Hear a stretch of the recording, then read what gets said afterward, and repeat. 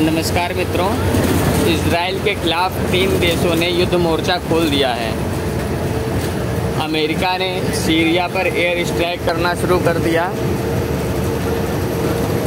Syria, Lebanon और Iran 3 देशों से इस समय इजराइल को युद्ध लड़ना पड़ रहा है। मैंने अपने पिछले विश्लेषण में आपको पहले ही बताया था कि जो यूएन में युद्ध विराम के लिए वोटिंग हुई है, इसका निगेटिव रिजल्ट भी पड़ सकता है, क्योंकि अमेरिका के पक्ष में यानी कि इजराइल के पक्ष में कुल 14 देशों ने वोटिंग की है और 120 देशों ने युद्ध विराम के पक्ष में वोटिंग की है। यानी कि युद्ध विराम जो प्रस्तावित था वो लेबनान के द्वारा और अरब कंट्रीज़ के द्वारा था। तो यहाँ पर मुस्लिम देशों का, रसिया और चाइना, इनके मित्र देशों का 120 देशों ने जो दुनिया में शांति चाहते हैं उनके सहित टोटल समर्थन प्राप्त करके बहुमत प्राप्त किया। 45 देश जो है हस्ताक्षर अभियान से बाहर रहे, वोटिंग से बाहर रहे।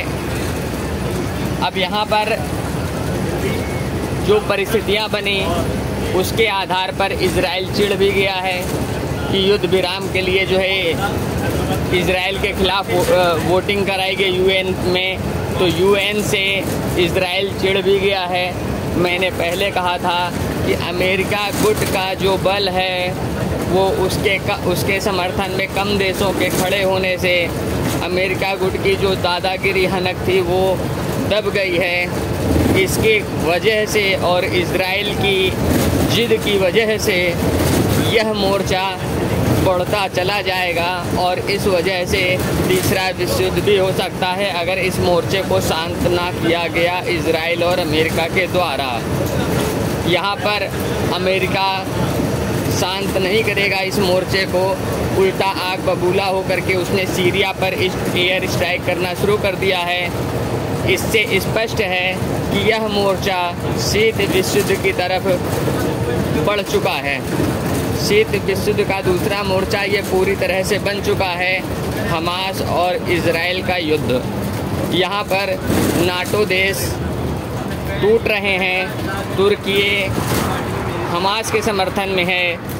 31 नाटो देशों में एक देश तुर्की खुले तौर से हट गया और वोटिंग में भी शेष बचे 30 देश नहीं रहे अमेरिका के साथ।